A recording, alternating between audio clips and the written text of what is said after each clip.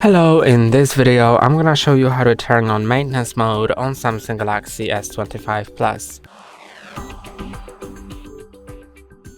So the maintenance mode allows you to give your phone to a technician that's gonna repair it, for example, and then they will not need to unlock your phone in order to run diagnostics and stuff. So it's pretty great because usually without that mode your technician may ask you for your phone password.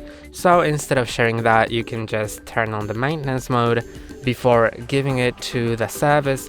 So go to the settings, then scroll down to the device care, scroll down to maintenance mode. Now you should read this everything here to learn more about it, and you can also perform a temporary cloud backup or external storage backup